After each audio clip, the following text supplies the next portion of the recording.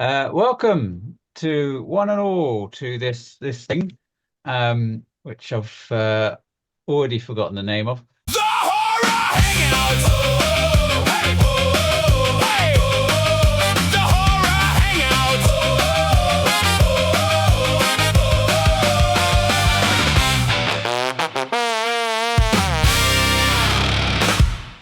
Jays, where's your stuff, Jay? How do we Um, know you're a horror movie fan? what would that do? That'll do. Good. Oh yeah, that'll do. What is today's topic, Jay? Characters that scared us as we were growing up that were not in horror films. I think we should all start with like number five. We'll all Yeah, start definitely. with you go up for that? Yeah, Yeah. I can do that. And it's interesting to see as we are all from slightly different generations. Be interesting to see if there is any crossover. Um, God, I feel so old. because Oh, oh, I'm grandpa here. Um, yeah, okay. So who wanted to go first with one? Okay, I'll go first. So Hmm.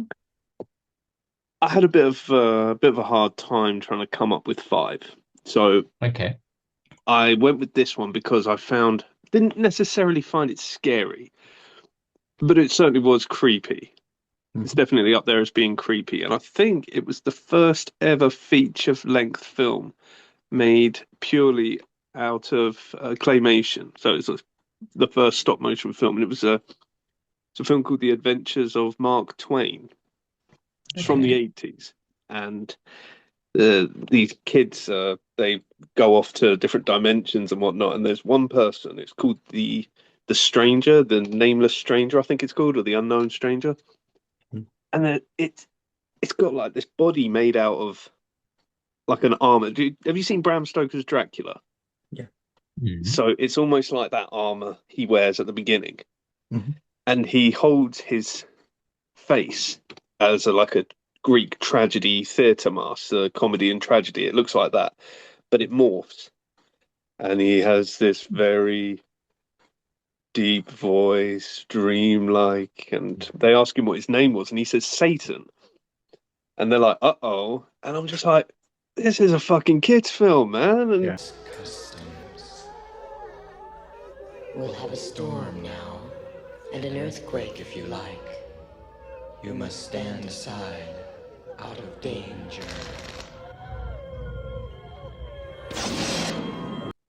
I know I wasn't a kid when I saw it, so for me to say that over like well, I'd say I was about 12 when I came across it. Mm. So is that a kid? I don't know. Sounds quite daunting, to be fair, yeah. Like Watership Yeah, Down territory. yeah. Hmm. So mine was from in terms of like generations and stuff, obviously you were saying at the start, because people from different generations, but growing up I always used to like classic film. Well, what's classic to me might not be classic to Hmm. you, like you guys, but so for me, my number five is the Wheelers from the Return to Oz. Oh, Okay. So Return to Oz was basically like a kind of a reboot of The Wizard of Oz, but throughout the film there was just loads of dark themes, and the enemies in it, well, the antagonists in it were very scary, not the way it was portrayed, but there were these characters called the Wheelers, and they're basically these crazy like people who they had like wheels for feet and hands, and Hmm. they'd basically go around the place like chasing Dorothy, and it used to scare the living shit out of me. Like when I saw like a wheel on a car, I'd get scared. It wow. was yeah, it was like that whole Jules motive of like people won't go in the water. Like I would Hmm. not go in a car. Come here, chicken. So I'm gonna go with one of my TV show ones to start us off with, and it's from the 1980s version of Wurzel Gummidge, the OG version of Wurzel Gummidge, and they had a version of Aunt Sally in that, and it's a bit of a conceptual fear, really. because it's all down to the sound and the editing, really. Because there were times when she would come onto the screen and you would get this really sort of this chord noise, like type sound when she was upset or annoyed or something. And that really used to freak me out to the point where when I knew it was coming up on the screen, I would actually have to leave the room because this is before you could fast forward with any kind of accuracy through moments in television shows or things like that. So I'd actually have to leave the room and go into like the hallway until that chord had finished, and then I could go back in and watch the rest of the episode. Yeah. But yeah, it was it was just a noise really, but it was associated with that particular character when they were annoyed about something, and that used to really freak me out. So It's like a sound motif. yeah, Yeah. exactly. Like yeah, you've got obviously Jaws. Well, I'd say Jaws, Bruce in Jaws. Hmm, With the whole duh, duh, it's a perfect way of showing that how music can affect the audience, not just hmm, what's actually on the screen. So absolutely. that's a very interesting one. Hmm. Very interesting one. So there you go. Well, I guess it's back round to me with number four then. Okay, Hmm. this is where it gets into stupid territory now. So you had your Wheelers and your aunt Polly, what was the Sally, aunt from Sally. Aunt Aunt Sally. Sally, yeah. I see those two, and I raise you a Looney Tune cartoon. Hmm. Fair enough. Yeah, here we go.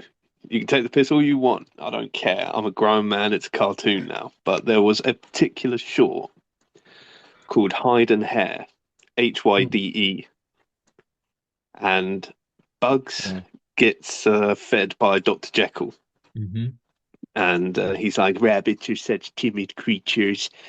And Bugs is like, oh, I wanna live with this guy. I'm sure he's got it all. And he's like, oh, come and take me home. And he's like, okay, I'll adopt you. And he's like, it's funny you should call me Doc. I happen to be a doctor. And the camera pans up and it says Dr. Jekyll. And he's like, da-da. It's strange that you should call me Doc.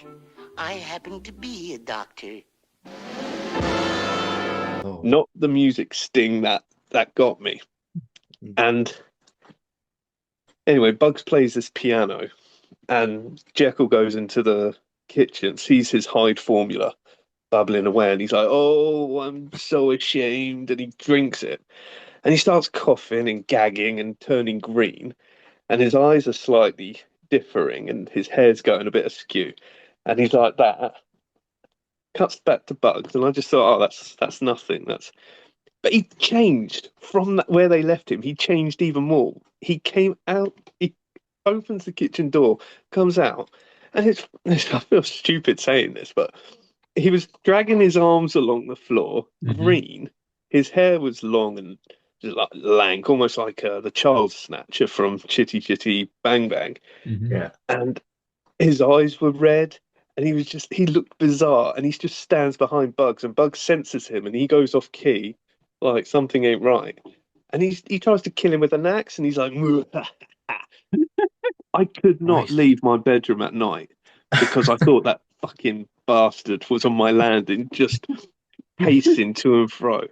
So yeah, I wet the bed. I When thought, was this? fuck Last yeah, week? 2 days ago, but Yeah. but no, that yeah, I got over it fairly quickly. But the more I watched it, the more I found it stupid and funny. But cause I'm a diehard Looney Tunes fan. Hmm. But yeah, that the animated design, it's just weird. That's my Mm. number four. Okay, so my number four, um, it's not very like I wouldn't say very yeah, I'll say not very popular because not a lot of people know about the film. Like if you're not into film, so my number four is actually from a film called Legend, and Ah, it was made in 1985 mm, by Ridley Scott, I think it was. No, was it? Yeah, I think it yeah, was. that's right. Yeah, and there was a character in it called Meg Mucklebones, and she was like this goblin thing that like lived in the swamp, and I always remember my mum made me watch it because Tom Cruise was in it, and you know, Tom Cruise. So I was watching. This was like early Tom Cruise. This was like 1985. And like the narrative of the film is basically like, this woman, this princess gets like kidnapped or something, and he dives into this water to like get a ring for her and stuff, and things start going bizarre, and he has to cross this bog to get to this castle where Tim Curry basically plays the devil. But on his way to this, like, to the castle, all of a sudden you just see like the water bubbling, like this green bog. Think like Labyrinth, the bog of eternal stench. It's like that Yeah. that kind of aesthetic. The water starts bubbling, then out of nowhere, literally like you just see like this thing come out of the bog with like really long nails, like green, like oily skin, like this horrible smile, and she's just like this ugly deformed thing, and she just looks into the camera. She's like, and oh my god, ugh. Sour tasting berry! It still makes my skin crawl now. Like, and to say it was made in like 1985 as well. Like, yeah, The old ones are the best. yeah. Like, thinking back of it now, like, I can't believe my mom let me watch that as a child, and I Yeah. will never forgive her. So, mom, if you're watching this, Mhm. yeah. Right, Jay. Okay, so Wow. number four. I mean, I could use many moments of this particular film, but it's the Willy Wonka version of Willy Wonka and the Chocolate Factory, and yeah, Gene Wilder's version of Willy Wonka. And there's one particular scene. If you watch the film, you might guess which particular scene I'm going to mention, The but boat. the boat ride, Yeah. um, Oh, because yeah.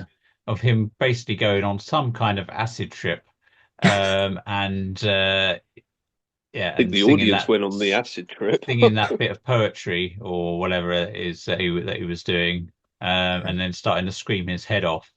Um, I think, that's enough to give adults nightmares, let alone children.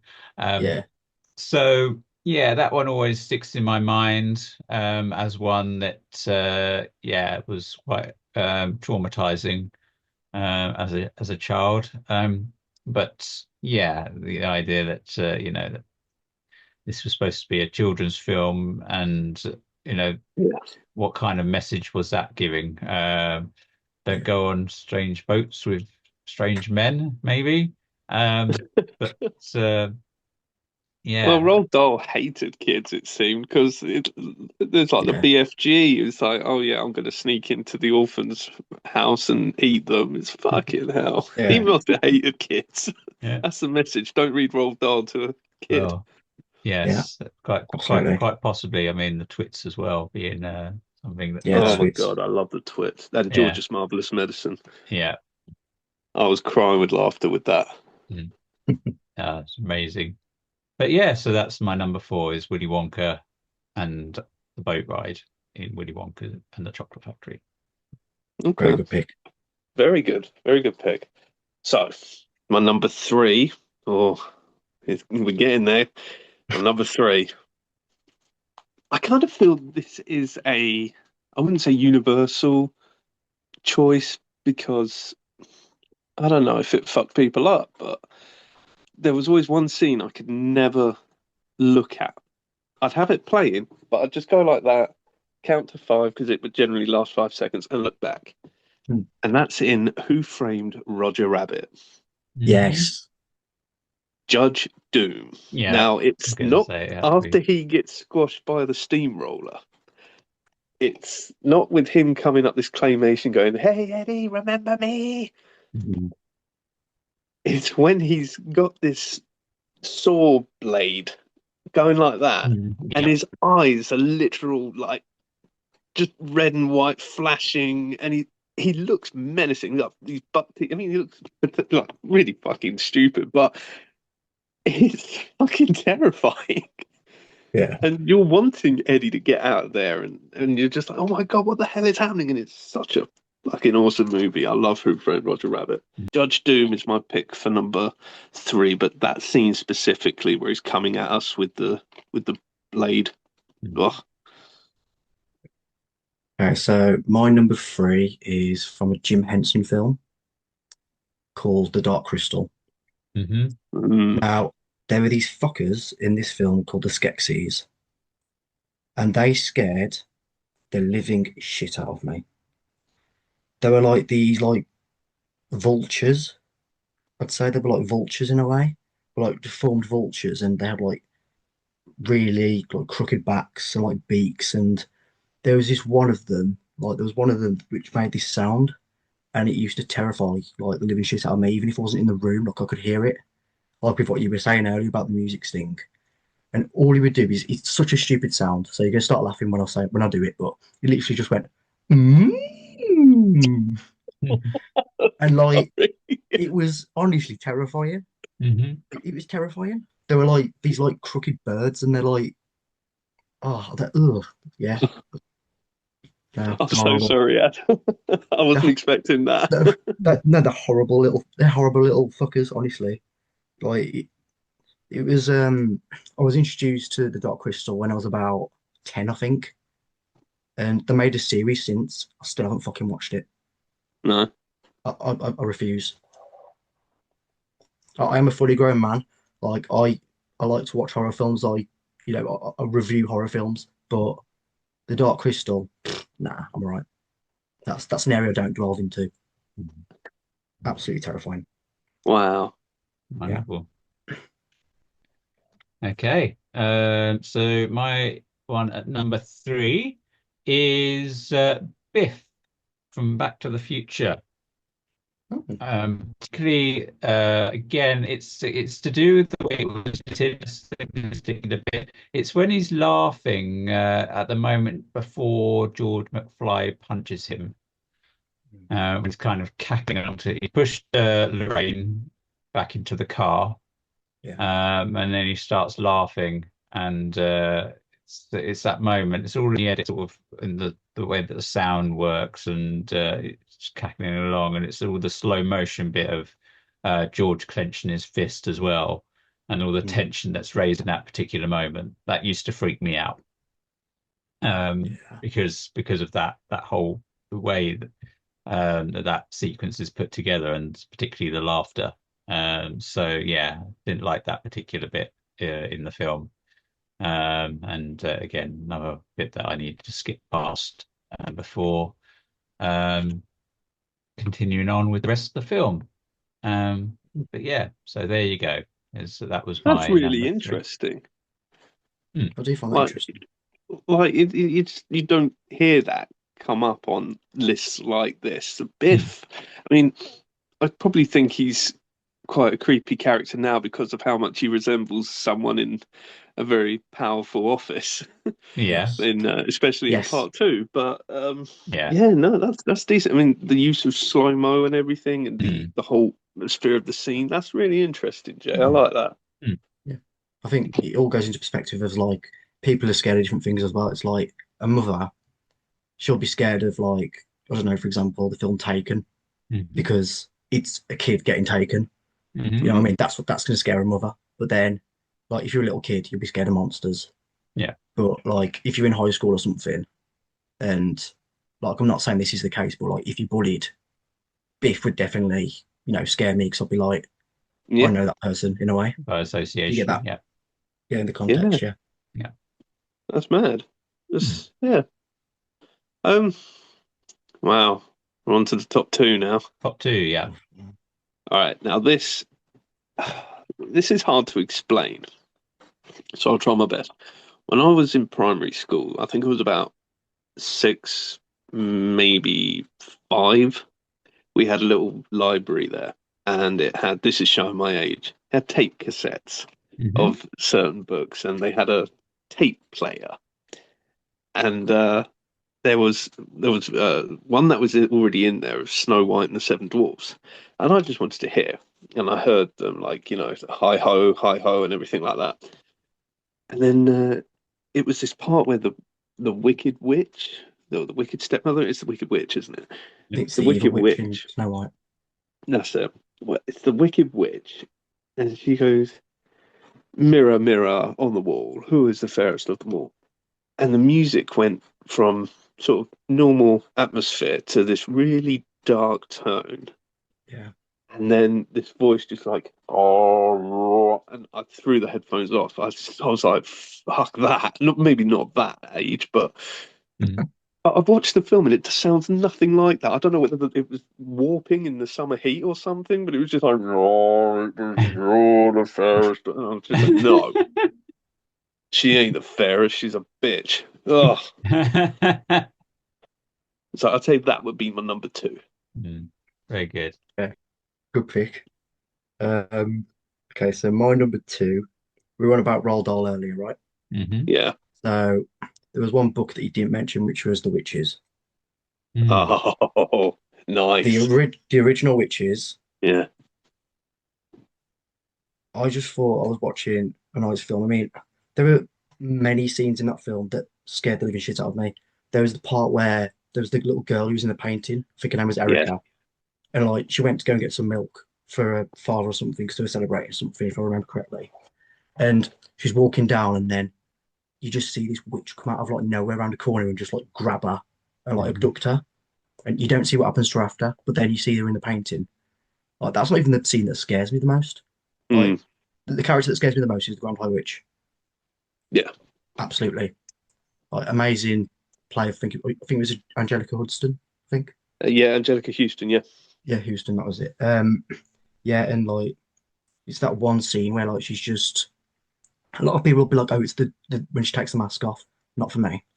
The part that scared me the most was when she's sitting on the desk and she's explaining what the potion does. So if anyone hasn't watched The Witches, this is a spoiler if you're listening or watching. So she's sitting there on the desk and she goes, "Child is no longer the child." Then she looks up, she goes, "Child is a mouse." And he literally zooms in on her face.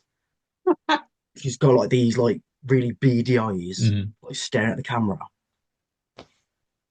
Oh my God. I've never ran so fast.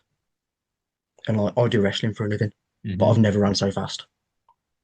Like that was yeah, that was one of those moments like when people are scared, sometimes you're frozen to the spot. Not me when that happened. I was out that room. I ran off. Like it was like to say that Roald Dahl's The Witches is a kids' film. Like it's mad. Like, I can understand why, but you know, tone it down with like the scary scenes because Jesus Christ. Yeah, the Witches Yeah. is great. That bit's the bit where they're after she's taken her face off and you Yes. see the decrepit old hag, and then Mm. they're dressing her back up again really quickly, and she's like that, and a bit of her face is folded down here, and you Yeah, can yeah, see it almost looks like she's been scalped. yeah. Oh, it's It's such a mad. creepy film. Such Wow. a creepy film. It's a very Okay. good film. It's terrified my eldest daughter. She won't watch it. Yeah. Wow. So yeah, I mean the I had difficulty with the top two in terms of which order to put them in, as Mhm. one is much more of a psychological Oh, um, sort of trauma, and the other is much more just typical sort of visual sort of on face value, as it were, Yeah. trauma. So I've gone with that one in second place, and it's Bill and Ted's Bogus Journey, and oh yeah, it's the point at the near the beginning of the film when the evil robots are first introduced, and they say, "How's it going?" sort of all cheerily, and then decide to sort of open the gap in their mouth plate and stretch it out and sort of slide the whatever represents their face over the top of their head to reveal the mechanism of almost like a glass skull, I suppose, to um, kind of as a pictorial reference. Um, and yeah, that was quite traumatizing visually Yeah. at the beginning of that to see that and all the characters in the background all screaming at the same time to add to the effect.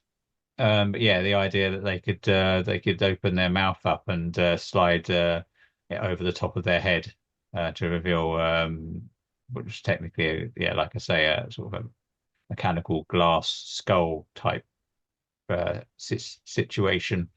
So yeah, visually a rather traumatizing moment.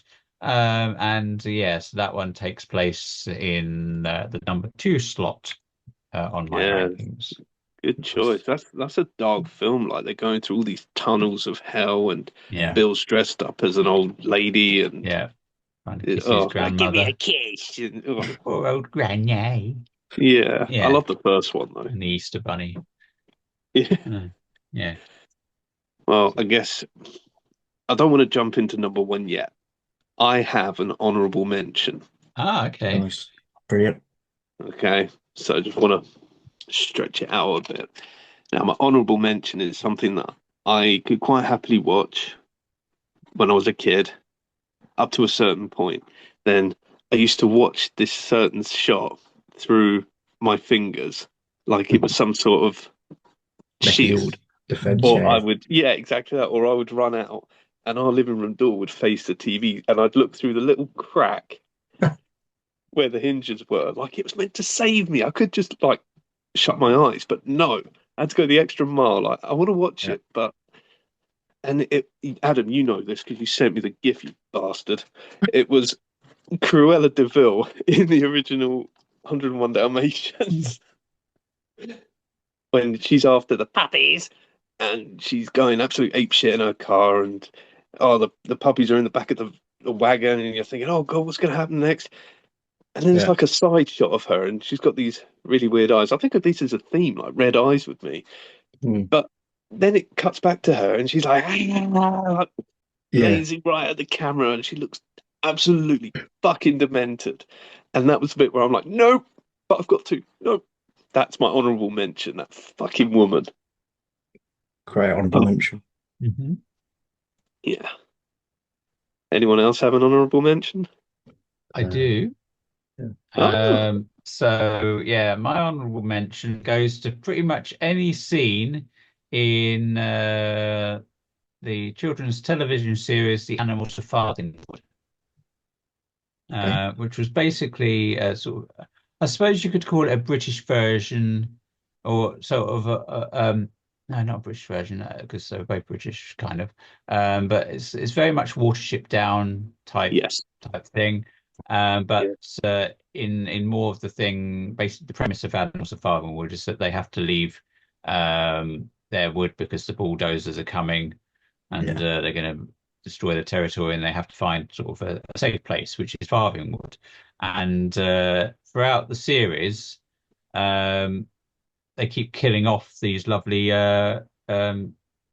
fluffy creatures that are the cast of the film in various ways. I Mm. mean, the first one, the hedgehogs keep telling each other not to curl up in the middle of the road, and then they get run over by a lorry.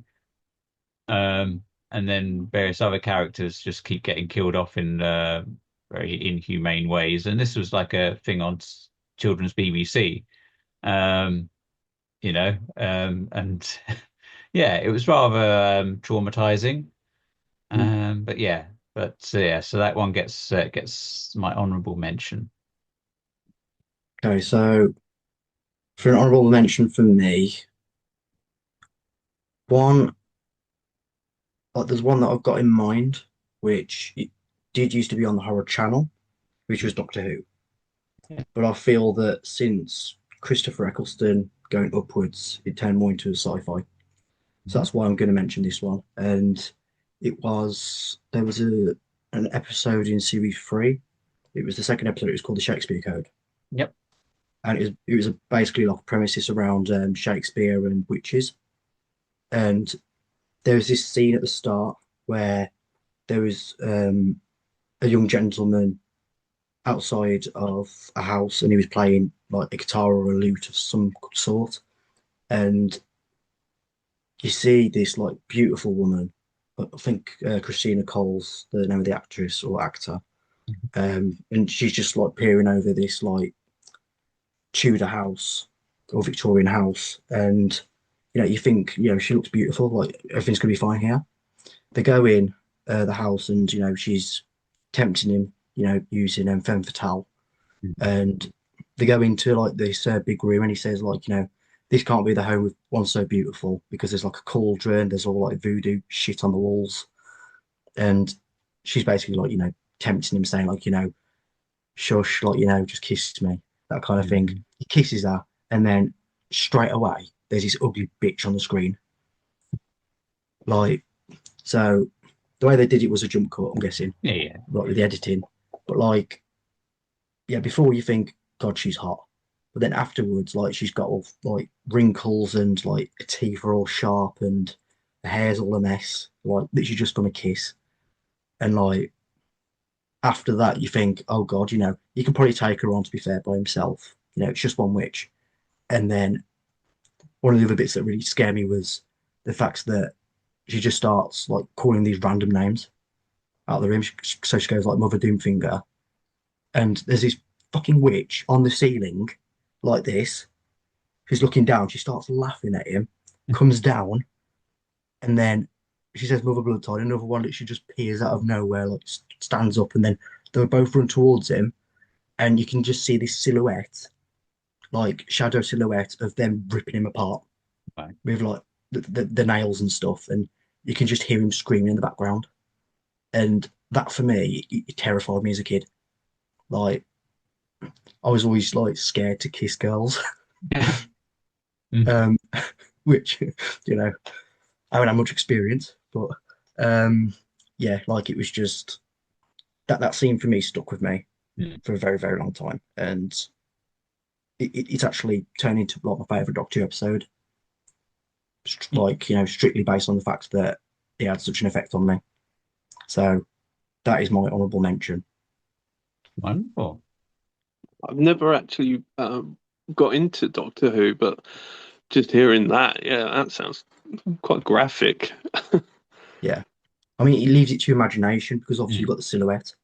Yeah. So all you can see is like these nails, just like, well, these fingers just like ripping apart, and like stuff flying everywhere. Mm. So Ugh. it's yeah, yeah. It's one of those ones where it's like if it leaves it to your imagination, it's probably a lot worse than if you actually saw it.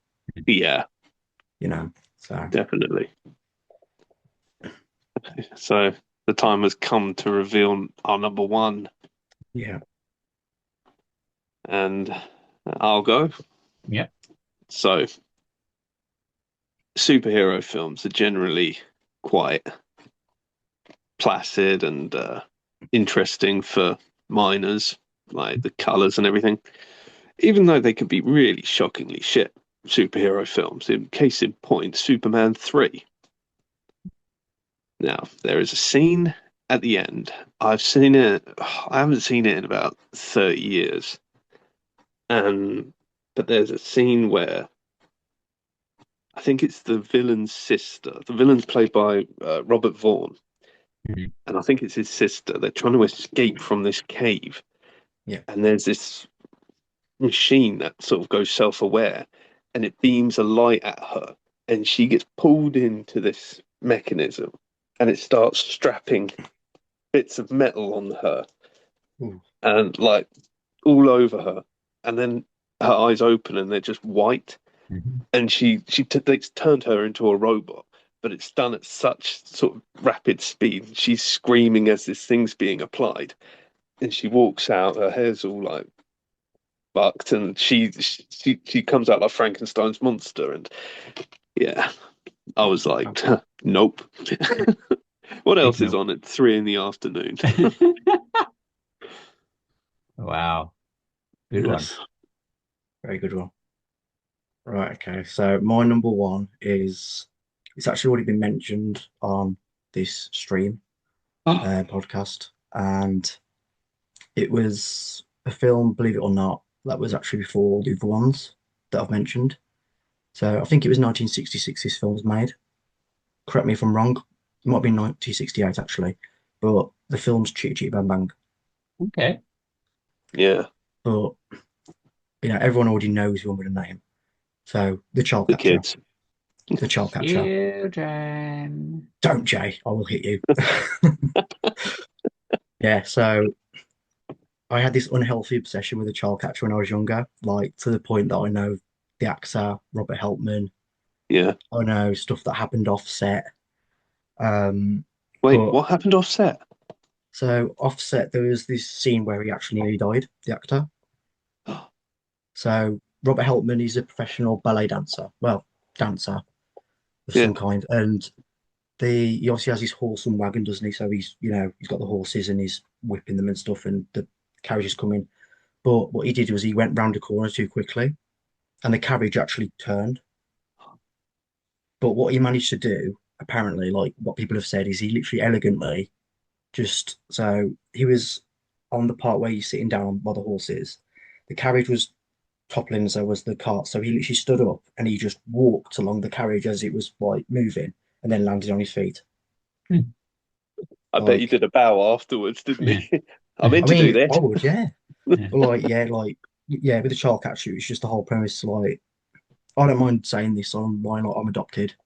So for me, getting taken away from my parents is like it's not so much now, but when I was younger, it was a very big scare of mine Mm, because I'd been in that environment where originally I was in a bad environment. We won't go into details. Then I got adopted, but obviously from that transition as a young kid going to somewhere else, I wasn't aware of like if I was staying here or if I was going to be moved or taken by someone else.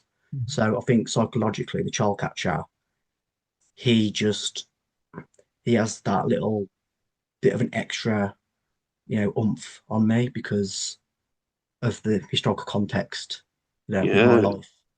But also, he's just a scary bastard as well. Yeah. Like, you know, what do kids love more than anything? Candy and sweets, Yeah. and he's using that stuff to get kids because of this town in, I think, it's Bulgaria, where kids aren't allowed. And like, yeah, there's just this one scene like that sticks with me the most, where he's he goes on the streets first, like he's going to search for all the kids first. I don't really that bit doesn't affect me. It's when he gets dressed up and the kids are left alone. Now, that's the important bit because the kids are left alone. And if you think back to my past, I was left alone a lot. So in that case, anyone could have come and took me. Mhm. So there's this scene where he's walking towards a window. I'm pretty sure everyone will know what this scene is. I mean, we can probably edit it over the top of this if we can because of copyright. And he just slowly like cranks his neck down for the window. I mean, I could probably remake it. So the kids are just sitting over there, and you just see him like lean over on the window like that, and like you've got like lollipops in his hands and stuff. And oh my god, yeah, that scene just terrified me to death. Like I hated it.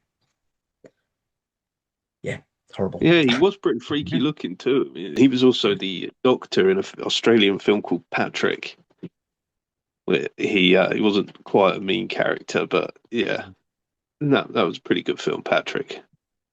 Anyway, yeah, great choice, and especially Yeah. like um, you can really relate to that. I feel like a bit of an Yeah, idiot with my number one pick just because I didn't like it, and you're just like, no, this really fucked with me, you know. yeah. So Mm. yeah, good choice. Yeah. Thank you. Okay. Okay, Jay. Okay. So I said earlier that I had difficulties with the order to put two and one in. And so therefore one is the one that's a bit more of a psychological trauma. And it's the character of Victor, played by Christopher Lee in the kids' sci-fi film Return from Witch Mountain, um, which is a great film. It's basically, I don't know whether you've seen the film. Yeah. Um, I haven't, but I know of it. okay, so it's two kids who have special abilities. One of them is more telepathy, and the other is more telekinesis. And basically, Victor, as I said, played by Christopher Lee, and I can't remember if it's his sister or or just partner or something, played by Bette Davis. So two really great old Hollywood stars in that film, but they were Yeah, playing the bad definitely. guys. Yeah. And they wanted to basically manipulate kids like using these special powers. Similar, I suppose, in some respects of my inspiration for Isabel, but and Betrayed. But Yeah. the idea being that they wanted to manipulate them, and then when they ended up sort of they kidnapped the boy, and it was the girl who was trying to rescue him. And because she was trying to get in the way, they wanted sort of the boy to get rid of the girl, get rid of his sister, and by using his telekinetic powers, basically to try and kill her. And it was the fact that Christopher Lee was basically telling this young boy to crush and kill his sister with whatever like Mm. materials that were in the vicinity, and really like pushing that home and saying, crush her, kill her, being like really weird. So, and sort of even at the young age when I was watching it, I was picking up on the connotations about this was basically an adult trying to manipulate a child into killing another child. Yeah. Um, and that kind of freaked me out because of the fact of, you trust adults to not do that kind of thing, not to really Yeah. behave in that particular way, using children to cause harm to other children. And Mm. yeah, it was very sort of, "Ugh, I don't like it," kind of moment in that particular film.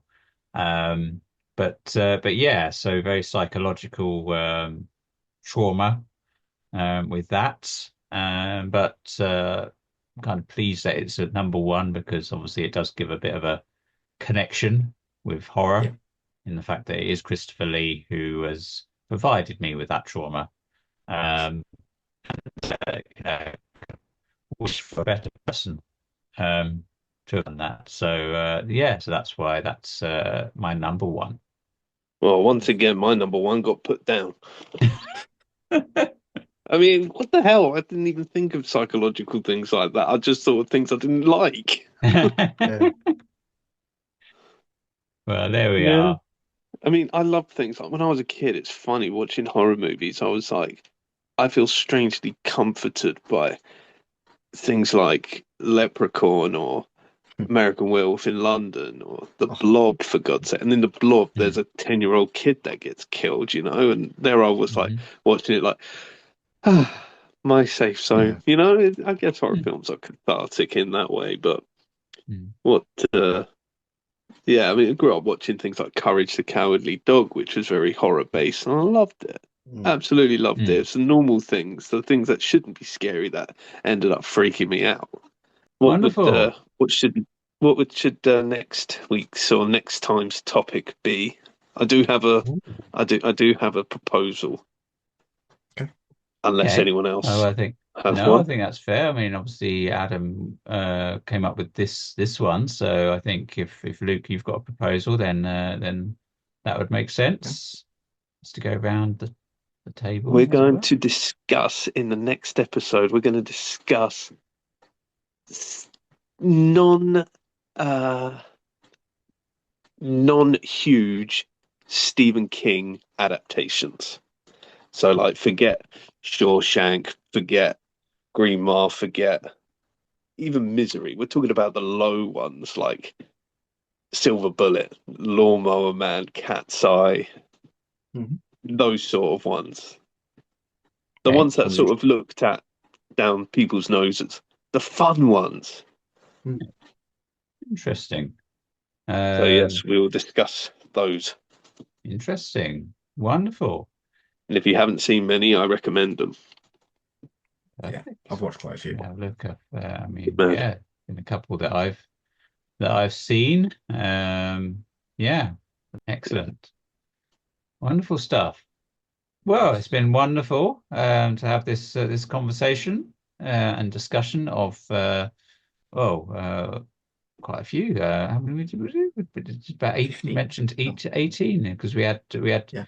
15 officials, but we each had a honorable mention as well. So 18 different films. be interesting to know in the comments from anyone who's watching or listening what perhaps their top 5 were.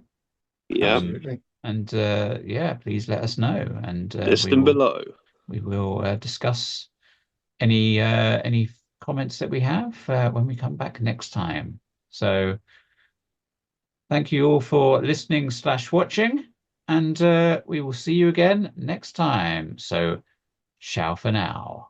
Bye everyone. bye. Bye bye. The horror hangout.